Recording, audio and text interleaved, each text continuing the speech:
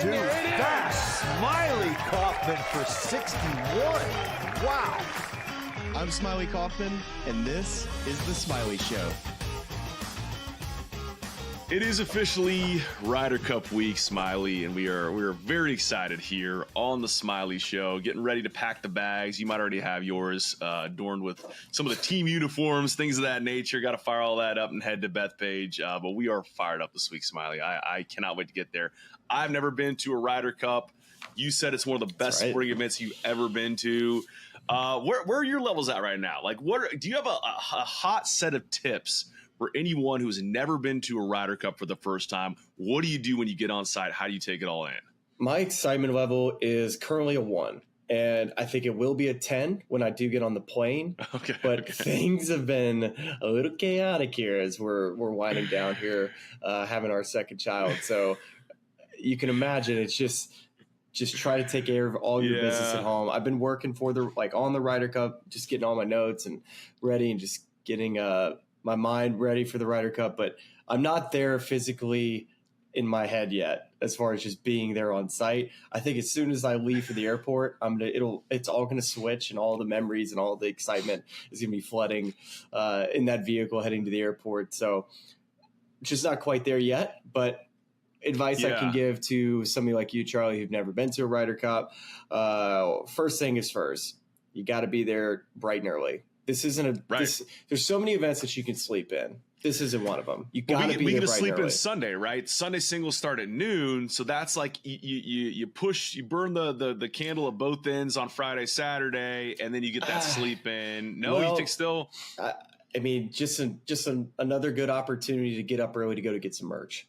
That's the only argument you can make, is that you get there early on Sunday to have some time to go get a little bit extra merch, just in case, that hat you were thinking about, or maybe that belt, that needlepoint belt that just had caught your eye the entire week, and you see one guy pull it off on the course. You're like, gosh, I got to go back. I'm really going to try to stay disciplined this week. I say that you have now. No discipline. I have no real governor when it comes to merch acquisition. As I say in my Walker Cup t-shirt here, one of like 19 things I bought in that shop on 3 trips back. It's a real problem. We'll see what we find. Maybe we'll do a little bit of a merch haul on the show account. We'll just kind of see what we pick up, a little experiential content. Yeah. Well, yeah. Okay. So definitely want to do that, because I want to, it's like a girl getting ready for a sorority event and showing their entire outfit. Like, we're going to be doing that with all the merch. Outfit of the day TikTok. Here we go. Got this for my uncle. He just sent a Venmo, so I got him this shirt. Yeah, you can do a whole lot of that. I got my buddy a Q koozie. Got my other friend a beer chugging hat that says USA on the top. It's plenty of items. I hope they have something of that nature. Like, I think what you're describing is like the hard hat with the toucan and the straws. Like, they need to have something that leans into the intensity of the Bethpage crowds, while not like encouraging too much crazy behavior. But man, that's the other part of it too, is that it feels like this Ryder Cup is going to feel substantially different from other Ryder Cups in the past, given all the fan environment there, what we saw at the last Ryder Cup. We have a lot of that to dig into, Smylie. Well, also, we need to have like a lower third bug that's like Smylie and Francie's baby watch. Like, that should be going on the screen. Got to count now, like a little sand timer until we can get you off the airport. It's dicey. But we need to dig into a ton of stuff on the Ryder Cup front, both in this episode, Smylie, and then we'll have another preview episode later in the week. And then we'll be on site doing our daily journal episodes every single day. So let's kick off this week's coverage thanks to our good friends at Ahead with a Ryder Cup look ahead. Ahead is a strategic partner for enterprise clients, helping them navigate the path toward digital transformation, much like an expert caddy, reading the course ahead and providing the winning combination of technology and execution. You can learn more at ahead.com. And our big thanks to Ahead for presenting part of this week's coverage. So let's dive right into that atmosphere, Smylie. And there's a story on The Guardian written by Ewan Murray, and it kind of headlines with the quote that Rory McIlroy left us with in 2023 in Rome after a particularly charged competition that I think it was Saturday night. We saw him in the parking lot being held back by Bones, upset with Joe LaCava. So his quote, to just refresh you there, is, I think one of the biggest accomplishments in golf is winning an away Ryder Cup. And that is what we're going to do at Bethpage. Mm-hmm. So then Ewan went and sat with Rory in the locker room at Eastlake Golf Club for the Tour Championship and asked them, hey, how are you feeling about this now? And Rory's response was, I am maybe more confident than I was then. Obviously, I said that in the euphoria of winning the Ryder Cup. But I think with everything that has happened since, the way our team is shaping up, Luke agreeing to be the captain again, having the continuity of the team the way it is, the form of the Europeans all of this year, but especially leading into the event, if I compare it to the last 2 away Ryder Cups that I've played, I would say we are in a way better spot. I still believe we're the underdogs, but I feel more confident than I was in 2016 and 2021 that we can pull it off. It's I don't know what else he's meant to say in that situation, but it is. I think he also knows, given what a lot of his other quotes, the way they've kind of disseminated to the public, there's some bulletin board material in there, right? So what do you make of these statements from Rory? Do you agree with him? I think the continuity piece obviously is a big one, but I don't know if I necessarily agree on year-long form. What do you make of this most recent set of quotes published in The Guardian, Smylie? I definitely agree with you, as in Rory is the leader. He's supposed to be the vocal leader of this team, and he's got more experience than anybody on this team. I mean, Justin Rose would be the only other player that's played as many matches as he has. So he has been on enough teams to know what they're showing up to an away game in. And I think knowing the experience that this team has and how they're not trying to necessarily get any players fresh legs as they come in, meaning they're not trying to babysit any of these kids around here. Everybody's played a Ryder Cup except for one guy. So I think starting that everybody has an expectation what it's like. Now, they haven't had enough guys maybe play away Ryder Cups, but for the most part, Europe has been the only team to go on win on the road since 1995. They've won 3 road games. So USA has not done any. So Europe should have a little bit more confidence in that they have done it. Rory McIlroy, of course, being the vocal leader, he's never not worn his heart on his sleeve and just always seems to say what's on his mind. So it is nice too, Charlie, to hear that he is talking before the Ryder Cup, because I do like the press clippings. I think as media members, we enjoy for sure. but the U.S. when at least the U.S. players, the captains, when they see a Rory McIlroy article come out, they immediately will just put that on the wall. They'll send it to the group text, and I'm sure there are a lot of guys who are friendly with them. But for this week, everybody's got to find a way to hate every single person on that team just to try to get internally motivated, even if they have relationships. Oh, undoubtedly. I mean, and I think that Rory, he kind of set this out. I'm forgetting the timing of this original interview, but just his goals for this year and really just the next few years and the rest of his career were to win the Masters, of course, complete the career Grand Slam, does that earlier this year. And there was a third goal I'm forgetting now, but the second goal is that I'm forgetting now, but the third one was winning away Ryder Cup. And so this is something that I think, and speaking that into existence, he's very clearly defining, hey, we believe we can do this. We think we have the team to do this. He goes on to say in this story, there are a lot of interesting quotes in here. He says, I think it's inevitable something is going to happen in New York. It might not involve me, but it is inevitable that something will happen, whether like in Rome last time or something else. I just think when you go into that environment and you are there for 5 or 6 days and the crowd are on you for 8 hours, so many days in a row, it is inevitable it will get to someone or get to us as a group at some point. We're just going to have to do a really good job of managing that, having each other's backs and protecting each other. I wonder what you think, whether it's stuff you've heard from players or just getting inside the mind of Luke Donald. Like when you're playing a football game, what's the phrase that a coach uses? It's like controlled aggression, or like controlled intensity.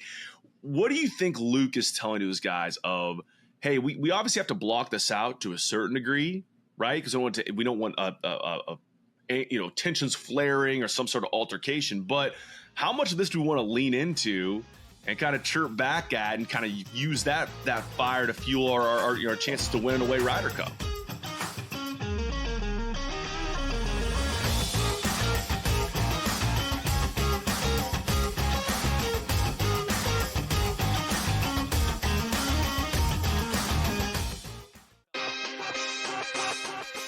There are right now 10 teams who are 0-2. Every team on this list is 0-2. These are the 7 teams through 2 weeks who have already been eliminated from the Super Bowl picture. First, the Cleveland Browns, who I believe were the worst team coming into this season. The Cleveland Browns are absolutely done. Game time decisions. Only on SportsGrid. Josh Heupel. I mean, please, dude, you got to be kidding me. How do you lose this game at home when you've got Georgia on the ropes with a iffy quarterback at best there in Gunnard, and you somehow figure out a way to lose that game? A game, Donnie, of which was pretty much in hand for Notre Dame, 3/4 of it. The early line. Only on SportsGrid. It's the most beautiful time of the year. No, not because of foliage or pumpkin spice lattes. It's because of football. SportsGrid has you covered all season long, covering every snap, every score, and every line move. Prepare, watch, win. Weekends are for winners. Only on SportsGrid. The sharpest football contest show in the land, the Las Vegas Football Contest Show, focuses on Circus Sports Million, Circus Survivor, and the Westgate Super Contest, handicapping the games and releasing our contest picks every week of the season. With 2 former Super Contest winners, Brady Cannon and James Salinas, a former NFL player, Mike Pritchard, and over $1 million in contest prize money won combined, the Las Vegas Football Contest Show will have you prepared this season like none other.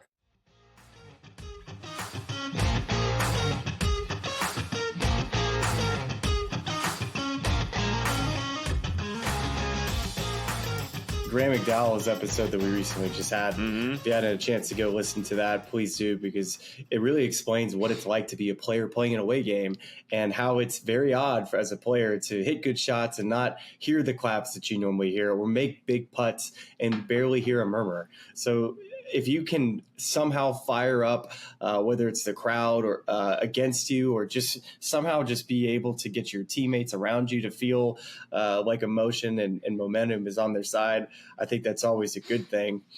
And this is, I mean, it's a true rivalry, which I think why it's so, just an event that we're so excited about.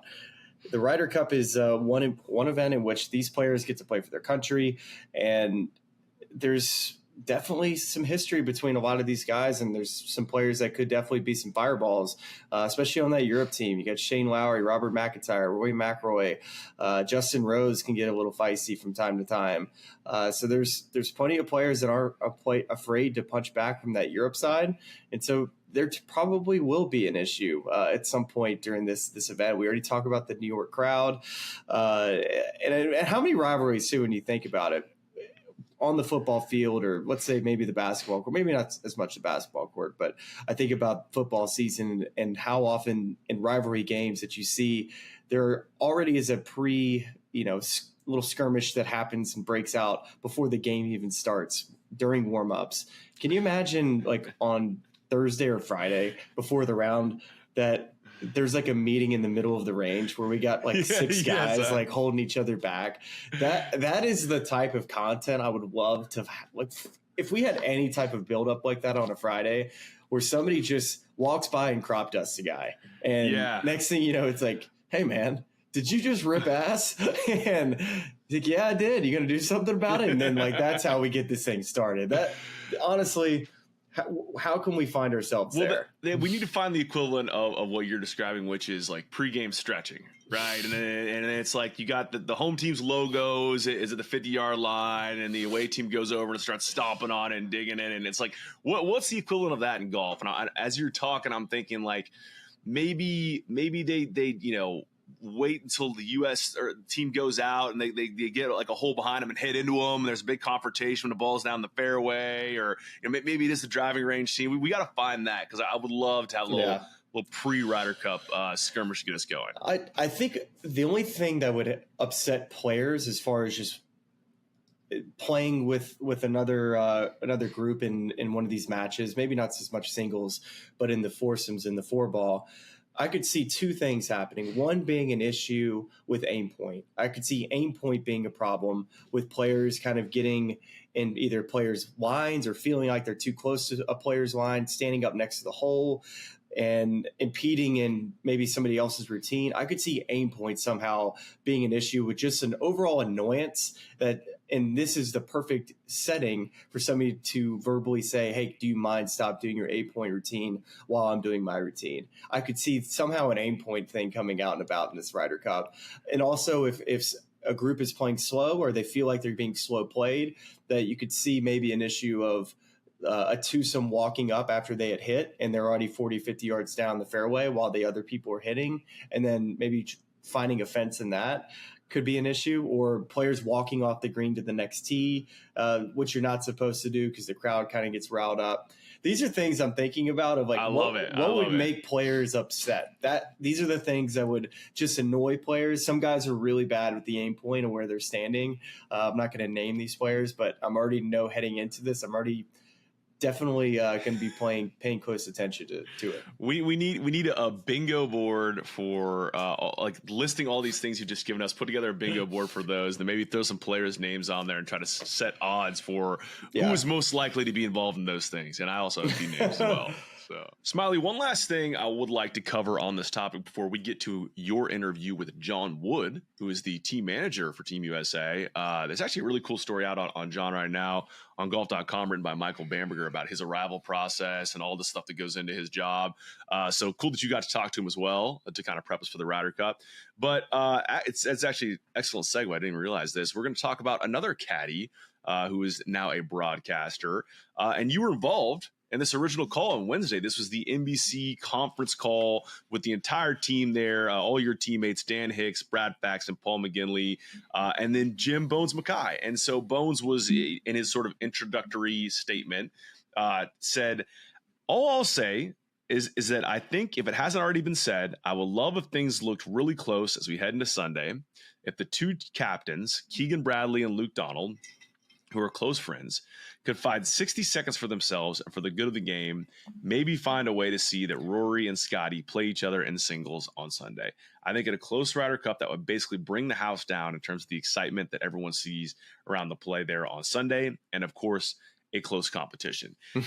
So it's interesting, right? Because it's undoubtedly in the era of product, right? And like, hey, I know this is the way we used to do it to suit the competition first and foremost, but now we are really worried about the entertainment value of this thing. It would be the best thing for product, right?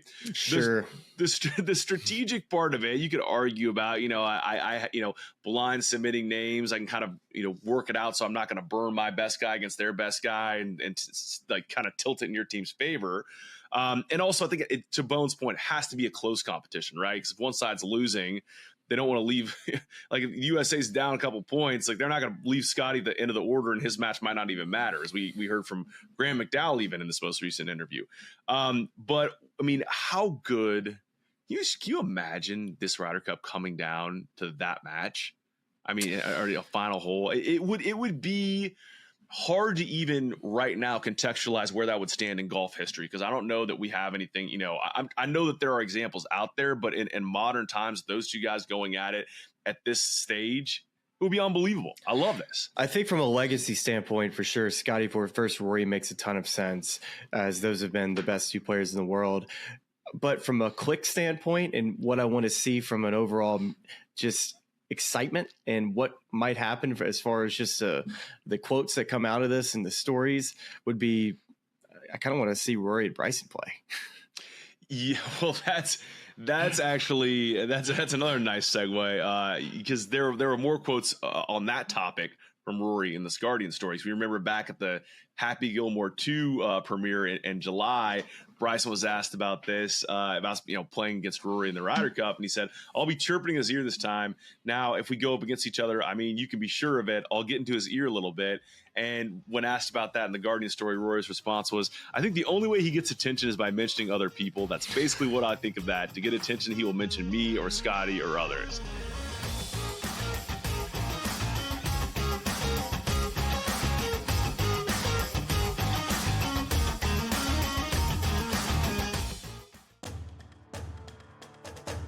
Frank Reich is the head coach. You beat Stanford to end that season to clinch that 10th win, the hottest team in the country. You can't keep them out, Joe. So now Stanford, because they beat Boston College last week, okay. Notre Dame's in the top 25 today. They're going to have 10 straight victories. There's no way they stay out. Now, are you telling me that they're going to get tripped up by NC State?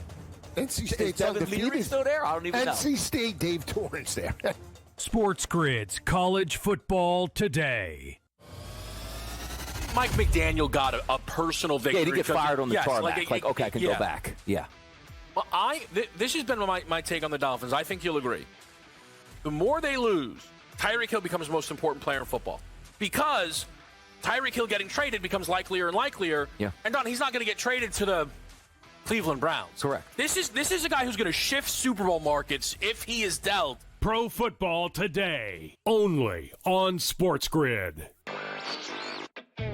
NFL season with about 750,000 downloads. Really interesting when you look at the third and the fourth spot. You have Bet365 and Fanatics, which were, again, that first week, they were the only sports books that grew. The good news for the other sports books in terms of downloads this week is even when you take out Fanatics and Bet365, app downloads still grew about 20% across the board overall. Newswire, only on SportsGrid.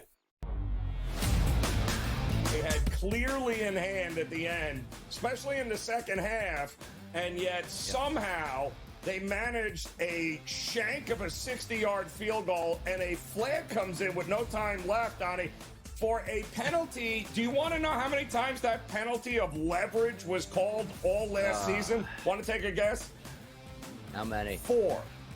The Early Line, only on SportsGrid. It's pretty obvious that I think both guys know that, or at least Luke should know, that Keegan Bradley's going to send out his best first. And so you just have to assume Scotty Scheffler is going to be going first. So he's got an option to either most likely send either Rahm or Rory. I think you would expect to see Rory, but I think Luke will end up just sending out probably of the 4 guys that are his best players, whoever is having the best week, I could see that person going out. But if you look at Rome as an example, Rahm played every single match till that Saturday afternoon, and Luke had told him going in, it said, "Hey, you're sitting out the afternoon because I want you fresh going off first on Sunday." And I think that's a huge spot to be for any player. It's like, hey, if your captain's going to send you out first, it's so important to get your team's color on the board early. So that assignment is so big, which is why I don't see Scotty playing 5 matches this week, knowing that most likely he will be the first guy to go out for Keegan on Sunday. But from an entertainment aspect, I would like to see the captains be able to play a little chess match because it's random. You just wonder about, all right, how much is there as far as like how much weight do we put on this as far as the importance of captaincy? You know, if these guys can't actually plan out who these guys are going to play, there's no strategic moves besides it's a little bit of luck. You know, you just need your guys to play good and hope hope your best guy isn't playing their best guy. And I don't know. Right. Yeah. Well, I mean, Graham had great thoughts on that and that in your conversation with him of just like, why are we, there have definitely been some captaincy failings in recent years, but the level at which I think we react to those and assign blame to the captain for those is like, well, they're not hitting the golf shots, right? They're definitely part of bringing the team together and strategizing, but like that's really the biggest factor in this whole thing. So I will say though, just in terms of the lineup thing, kind of like you're saying, making it more strategic increasing the value of the captaincy and the decision making there.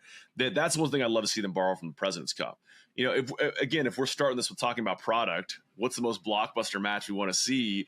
That's just free content. Why can we not just sit down and do a draft? I mean, you could do it on Thursday night, right? The same way they're announcing their first pairings, but kind of draft it back and forth.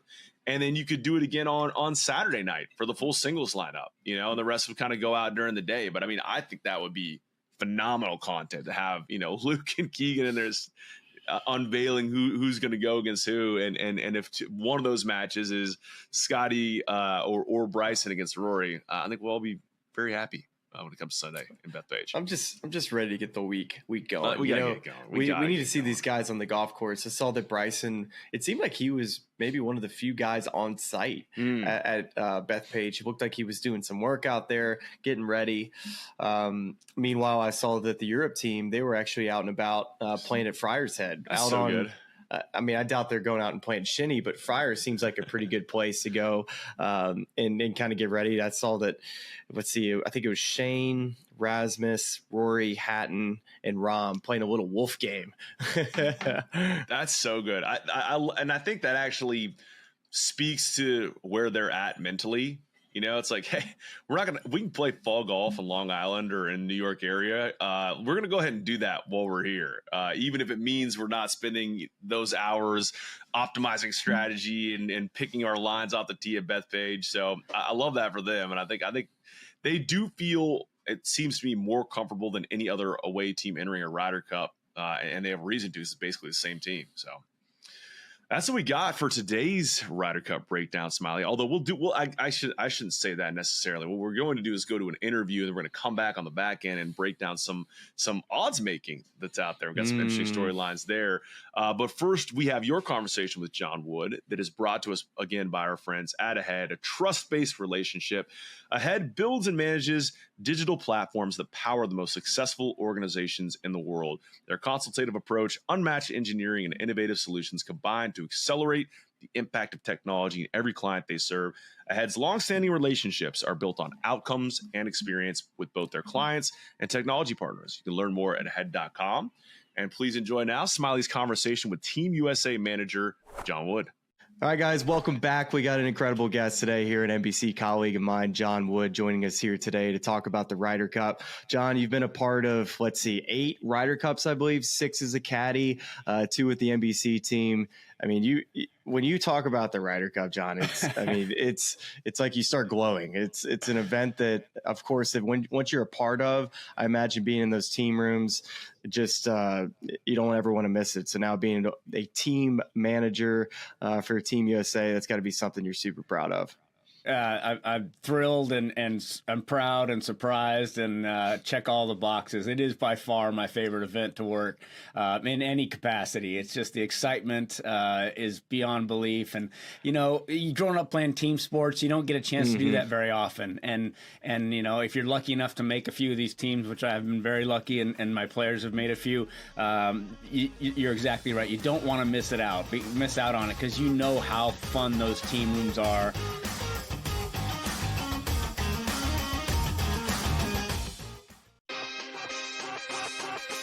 Credit to the Giants, who were so good in April and then since then just kind of fell apart. Now they're back in it again. I think the Mets will get in, but it is fascinating that they'll play the Marlins here the last 3 games of the season. And I know without a doubt that the Marlins are going to line up Sandy Alcantara, Yuri Perez, and top guys to try and beat the Mets. Game time decisions. Only on SportsGrid. The biggest story in sports. It is the ability to predict outcomes in sports without calling it sports betting. But I guess Massachusetts doesn't like it very much, and they're saying basically you can't operate in our market without having a license like FanDuel and DraftKings, and they're coming at this company Robinhood, who you may be familiar with. Robinhood right now says, hey, we should be able to operate just like these other companies. Newswire, only on SportsGrid.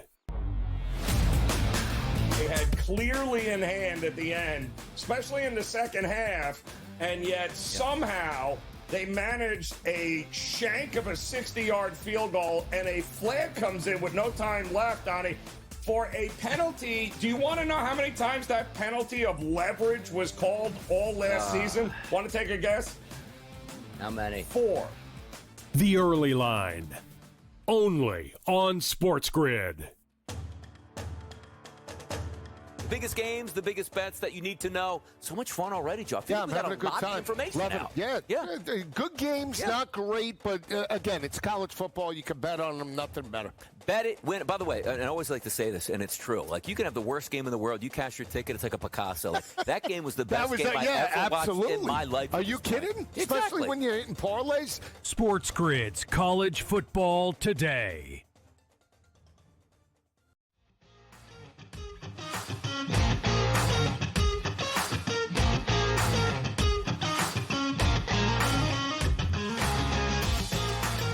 Well, Woody, you've been a part of so many different Ryder Cups, away, home, different locker rooms, different players throughout the years with plenty of different captains and vice captains. I want to get your opinion on how it's evolved over the years from stats to how these captains are pairing guys up and just the overall just connection of the groups. I imagine from that first one to where you are now with Keegan's captaincy with this Ryder Cup team, it's probably changed a lot. So from your perspective, from that first one you've been a part of, how has it evolved over the years? No question. Like anything, any sport these days, so much of it now is analytics, and you just do deeper dives into who to pair together, where to put them, what formats to play. My first one was 02 with Curtis Strange as the captain. And this wasn't, out of the ordinary at all at the time, but it was much more by feel. Who do you want to play with? Who's your buddy? You guys play the same golf call. Back then it was the same. It was a 1 ball rule, so you kind of had to take that into factor. But it was much more, who do you play your practice rounds with? Who do you want to play with? Not necessarily taking a look at, do your games fit together? Are your strengths good for this golf course? And even going down to when you're playing foursomes, alternate shot, what tee shots do you like? Oh, I like these ones. I like this par 3. Now it's boiling down to, okay, if I hit off the odds, I'm going to be putting more. I'm the better putter of our two, so that's the way you do it. Not to mention that the statistics that go into it, the analytics in terms of captain's picks, what golf style fits this golf course. There's a lot more picking for teammates, for putting partnerships together rather than I think this guy might be playing the best, but where he's been playing good isn't anything like Bethpage Black. So it's sometimes you look at those things, and I think guys like late in the year when like Sam Burns and Cameron Young started playing well. Their games fit Bethpage to a T. So I think it really lifted Keegan's not spirits, but really made some decisions very clear for him. Sure. Well, here's another question I got for you, John, is with all of these team rooms you've been a part of, and maybe just some losing teams that you look back and you think maybe you question the pairings or maybe even question the picks, but leaving those rooms and sometimes talking with the players and caddies, did it ever feel like to you that the players were frustrated with either the communication aspect of, gosh, I can't believe I wasn't told I was going to be playing with this guy, or, I would have loved to have been on this hole. Was there a sense of that, or was that happening for years with other captains, just the communication aspect? You kind of briefly talked about it, but was that something that was happening year after year with, especially when you look at the results? I mean, it's not like the U.S. has been very dominant in this. Yeah, it wasn't. I wouldn't say it was commonplace, but it definitely happened. I think sometimes there was one example I can give you where we didn't. In 2014, Hunter and Jim Furyk played four ball together in the morning. Both of them played fantastic golf. I think we won 4 and 3. And then, we were told we were going right back out in the afternoon, same pairing. Fine. Love Jim Furyk, one of the best team players you could possibly have, but we hadn't hit his golf ball once all week long because that was never going to be a pairing for foursome. So I spent, you get 45 minutes to maybe an hour if you're lucky. So I spent the first 10 minutes talking to the Callaway guys, trying to get what does this golf ball do? And then, trying to set up a little practice area for Hunter just to hit some wedges. Really, we weren't really concerned about, long irons, but let's get this thing down for wedges. And it was just a quick turnaround in trying to figure that out. And you're a player, you know what you want. And what I tried to do as a caddy was to, whatever the round was, no surprises. I want a plan for everything. You want to know what the plan is for everything. So when we get out there on the 13th hole, I'm not springing something on you that we haven't talked about, and same thing for those. It's the first captain to really use that pod system was Azinger in 2008. And it was so nice to get there. And we had a big meeting on Monday. And he basically said, Hunter, you're going to play with Phil, Anthony, him, or Justin. That's it. And that foursome played all their practice rounds together. They ate dinner together. So it was easy to prepare because that's the only possibility. You didn't have to get to know 12 guys' games and 12 guys' balls. It was just 3 guys. And we've pretty much stuck to that since then, and it's been much more successful, I think. Well, it seems like Zinger was the one to kind of turn the corner for this U.S. team. So often before that, it felt like it was like decisions made by captains that were just based off of feel and just the communication maybe wasn't quite there. So you've had a chance as a team manager for Team USA to observe Keegan throughout the last year and a half, from all the decisions he makes about the golf course, the hotel, the team room, to the captain's picks. What has impressed you the most about Keegan throughout this whole process? Is everything a bad answer? No, it's truly, I have been amazed at how prepared he is, how decisive he is. It's not like this was a captaincy he was expecting. This is, I think he was as surprised as anybody when he was asked. And but everything that we've gone through, every decision from the PGA of America to players to caddies to anybody who had any sort of a question, how do you want this done for your team? He knew immediately. He was decisive. There was no going back and forth. There was no guessing. He had a clear vision for how he wanted this team to look from day one, and he's never changed from that. It's been very easy to work for a guy like that, because it's what he wants. And I think that instills confidence that your leader really knows exactly what he wants. He's been, I think, probably the most communicative of all the captains I've seen with the potential players throughout the year and a half. And they've all said that to a T. They loved what Keegan's done for them. And it's just been, like I said, they know most of the players are getting their Sunday. They know from Sunday to the following Sunday night exactly what they're doing and exactly what they're going to be. It's all there. It's all done. And he's been every decision he's made has been player centric. Yeah. How does this affect my players? And how does this put my players in the best position to get 14.5 points in those 3 days? And it's just been, he's been incredible on every aspect. Well, the players have so much respect for Keegan Bradley. They watch how hard he works week in and week out. He's so dedicated to his craft. So it's not really surprising, I think, from any player or any caddy or any of us over at NBC to see that Keegan has risen to the occasion for his dedication to this captaincy and how important it means to him. I think a lot of people aren't really aware of just his they're aware that he's from the Northeast, but the St. John's connection is gonna, I mean, that hits way close to home. This is a golf course, Bethpage Black, that Keegan Bradley is super familiar with. They used to play there on Mondays and Tuesdays, sneak out, go over by that, park their cars by that shed over there behind 2 Green and play the loop back to where they get to their cars and head home. I mean, this has got to be just like a dream come true for the guy. And I think you and I have had, gosh, how many conversations did we have over the last couple of months, sitting on the couch in our compound wondering, oh, all right, Woody, is Keegan playing this time? Like, is he playing? I mean, how many times do we talk about whether Keegan Bradley's going to play or not?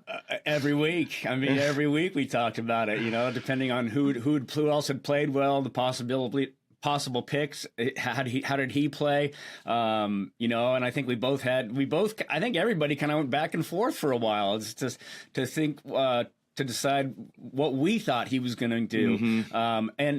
Honestly, if you'd asked me a month ago, I probably would have said, yes, I think he's going to play. But I think the fact that exactly what we talked about, Cameron Young, Sam Burns, Cantlay, and Ben Griffin has been playing great every single week all year long. I think that made his decision a lot easier. That I think had he been playing, let's say Keegan was playing better than everybody in the world besides Scotty Scheffler. If he was playing great golf every single week and he was playing much better than the possible picks, I think he would have played.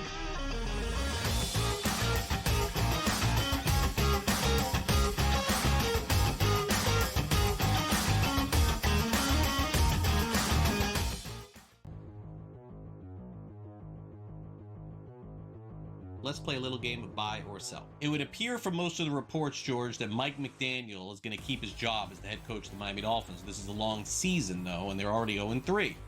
Buy or sell, McDaniel will be the Dolphins head coach at the end of the season. He's going to get fired. All right. It's either now, later in the season, at the end of the season. He's not making it to next year. So the only question is, do they let him go towards the end of the season here? New York, Carolina, Chargers, Cleveland, Atlanta, Baltimore, bye. Atlanta, Baltimore, Buffalo, Washington going into that bye. And that Washington game, by the way, is in Europe somewhere. So I don't think he survives that. I don't think he's going to survive the bye week. I think it's going to go 1-3 of those games, maybe even lose all 4 of those games. No. And I think they will trade some players away, so they're going to be a worse team than they are now here. No, I'm going to sell this. He does not make it to the end of the season. I think they're going to fire him after week 11, if I had to guess. I think it's the perfect spot because not only is there a bye week, tough schedule beforehand, but then you have New Orleans at home. Good place for a new coach to start. My thing is this, George, and here's why I am going to buy this. I think he's going to make it through the year and then he's going to be fired. Is because I just think it is rock bottom right now. They're 0-3.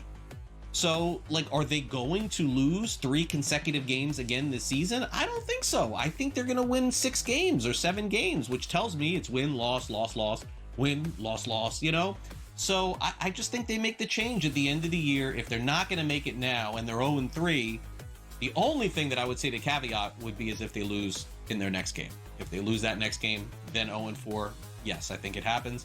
I don't think they will, though. So I am going to buy this. Fantasy Sports Today. Fridays starting at 3 p.m. Eastern.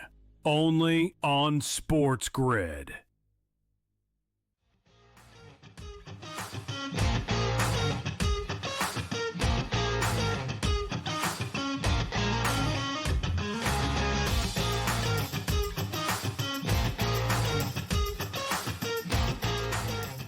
Our thanks to Team USA manager John Wood for joining the show to kind of break down a little bit of the prep that goes into the Ryder Cup process. And yeah, that cool story as well that Michael Bamberger wrote just about all the minute details and the way he kind of wanted to envision the locker room looking. All that stuff is we'll see what pays off this week. So thanks for coming on, Woody. He works his tail off at everything he does. So I know with this role, he doesn't take it lightly, and all the organization aspect of taking things off the captain's plate. You couldn't have found a better guy than John Wood to do that. So I know he's been looking forward to this week for quite some time. And actually, I'd forgotten that he had given the NBC team this ball marker. I got it upstairs. Oh, nice. It's like a custom ball marker. It says warning with the Beth Page. Oh, it's got the sign. Yeah, it says warning, and it has everybody's initials below it. It's pretty cool. That's so great. It's they moved the sign.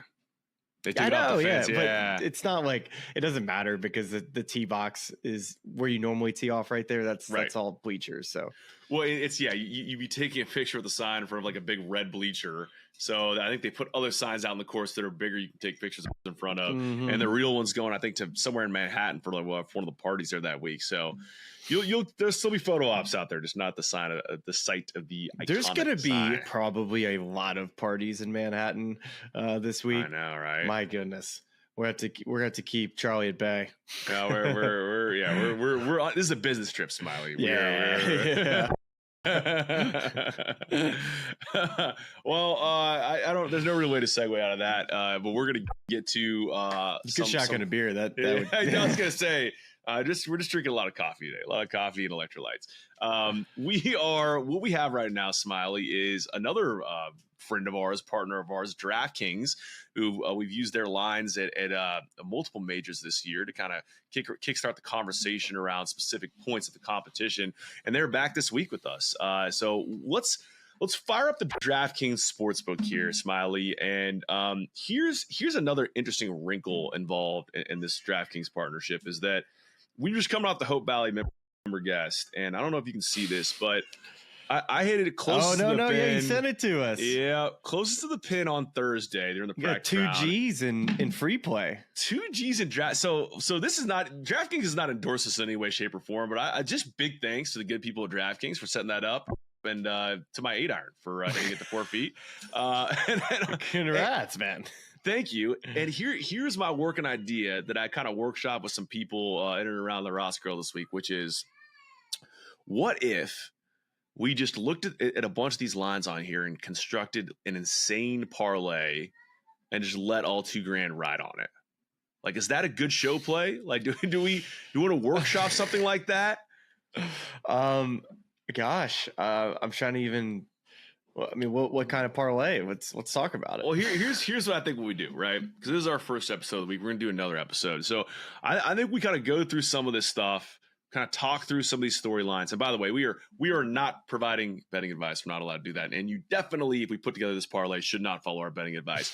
But I think we talk through some of these things. Maybe we let it ruminate for a day or so. And then if we are indeed going to do this, we put it into action on our second show this week. So with that said, Smylie, there are a couple of different odds that are being offered on various things. So to outright win the Ryder Cup, I thought this was interesting because they have the odds listed to win the Ryder Cup, but also to lift the trophy. So essentially what they're saying is USA is minus 145 to win and to lift the trophy, whereas Europe is plus 150 to win, but only plus 115 to lift the trophy, because all that means they'd have to have 14-14 and they'd retain it because they are the holders. Sounds like a soccer bet. This, anytime you've ever bet on the World Cup and you start to figure out, oh wait, a draw is an option. Wait, okay, hold on. I'd never get to bet on a tie, but it kind of seems kind of cool. Well, and it's plus 11,000 this week for the to tie, for these two teams to tie, and of course that would mean Europe would lift the trophy. We plus talked 11,000. Plus 11,100. Or 1,100. Yeah. Wow. Yeah. I was like, whoa, that's pretty good odds. I would advise that with how closely contested this Ryder Cup looks to be. Yeah, we're established as a bad math pod. I'm learning right now. We're a bad reading pod today as well. And then we talked a little bit about the two formats, foursomes and fourball, and as assumed, the United States is well, it's actually interesting. The United States is plus 115 to win foursomes, and Europe's plus 135. But that is the one sort of format in which they're it's like positive odds, where they're negative.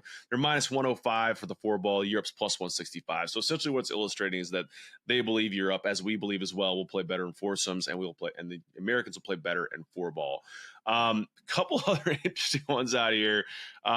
Biggest winning margin. Think back to 2023 in the old 9-7 Ludwig Oberg and Victor Hovland put on Scotty Scheffler and Brooks Koepka.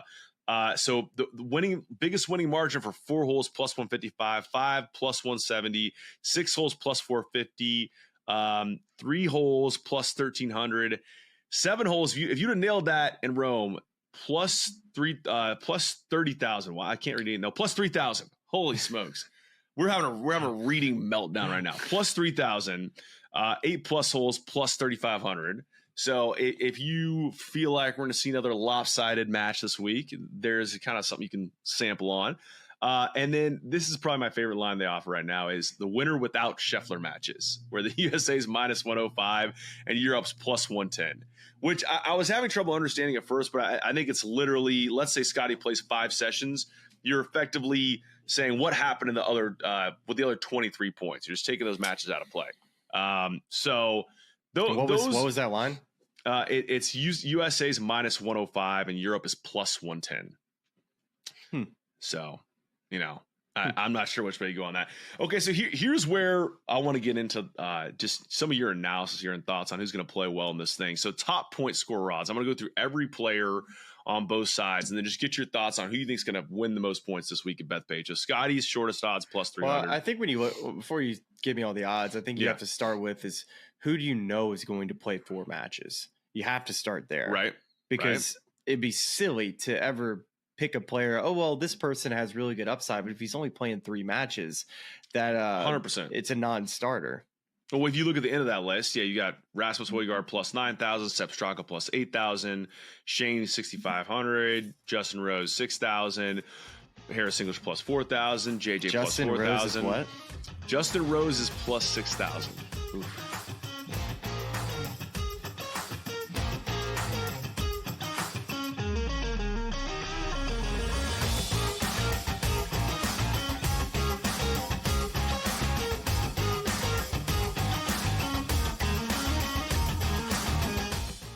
The sharpest football contest show in the land, the Las Vegas Football Contest Show, focuses on Circus Sports Million, Circus Survivor, and the Westgate Super Contest, handicapping the games and releasing our contest picks every week of the season.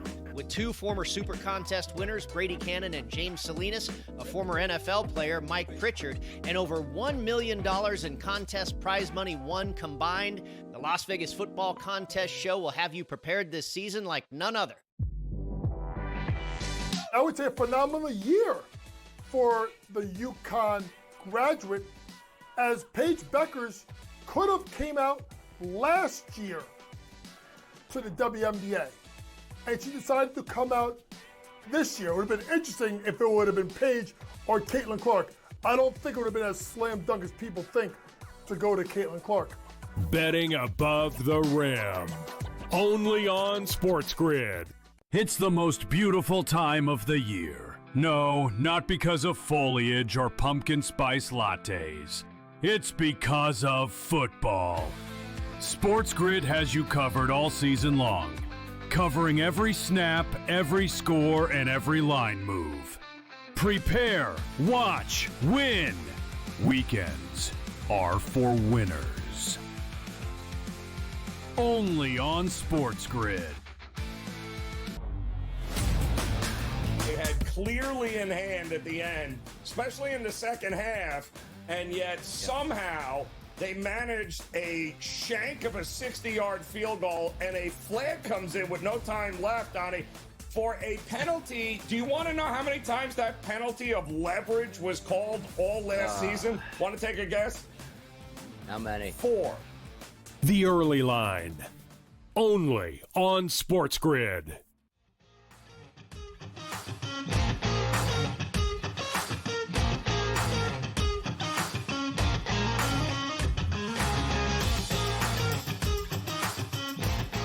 With his experience, man, if he plays 4 matches, that's not a bad one way down the board there. Well, that's what because I was thinking, like the form guys right now. If you go a little bit up that list, Robert McIntyre plus 4,000, who I believe also played 3 sessions. Love.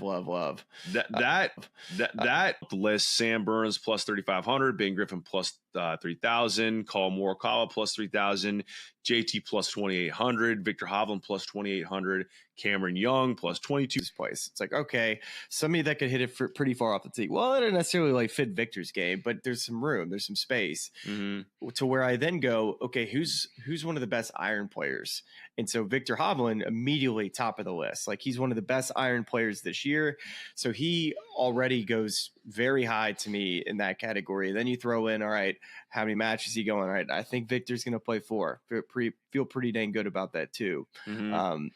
So he would be a player that really would interest me a lot. Yeah, I think if you go a few up, like Tyrrell Hatton plus 2,200, one of the best players at Rome as well. That's a guy that intrigues me. Hatton's good. I think about the golf course though. Don't love Hatton. I would put Victor over Hatton this week. I like his iron game more. Russell Henley, just unbelievable in Ryder Cups. He's definitely the player that's been playing the best of the Europeans, and he's got the best record of any Ryder Cup player relative to just maybe not outside your list. 3, like as in 1 plus 2 300 3 plus 3 to 1. Oh gosh. Well, you can't take that. You can't take that. I mean, you can't. You definitely could take that. I'm gonna add the disclaimer here. We're not telling you to do or not do anything, but it doesn't feel like a good return on investment for what you're gonna have to put down, even if he does indeed go on to win. And also, too, like we talked about this before, I think we will see a 5-session player. I think inevitably someone's going to play 5 sessions. So to your point, if Scotty sits Saturday afternoon, that's a statistical disadvantage to whoever's getting that extra session. Yeah. So, I could see, I could see Rasmus only playing 2 sessions. I could see Fitzy potentially only playing 2 sessions. I know his form has not been that way, but his Ryder Cup record is the worst of anybody playing this event.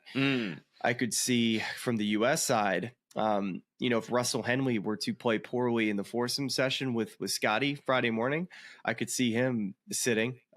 Although Russell was a player who's rock solid, hits it really straight, but he doesn't hit it long. Bethpage is a big ballpark. I could see that in the 4-ball pairings that necessarily, like, you got to go make some birdies, right, to win matches. I don't know if Russell is going to be going out in the 4 balls. So he would be one just from his length, and just if he somehow like didn't play good that Friday morning, I could see him playing only 3 matches or a little bit less than that. Other than that, on the U.S. side, I think they're gonna spread the wealth a little bit as far as the matches go. I don't think anybody plays 5. I don't.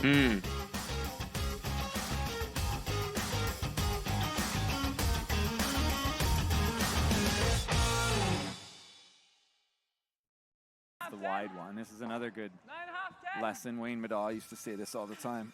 If you're trying to get out of this by setting up a double, you could hit the higher one and roll closer to the other one, but it's always better to hit the wider one in the house and roll to the middle of the house. Bring everything to the middle. Right. Might not seem like it right away, but that's exactly what they're trying to do here. This was a spot that went crazy earlier. Curl to touch it. Okay. Whoa. That's not great. Sound good. 8-7 again. A little heavy, a little wide, bad combo. Robin won't be super happy with that. 14-5 on that one. 14-5 on that Team Epping just going to keep drawing the rings and just overthrown.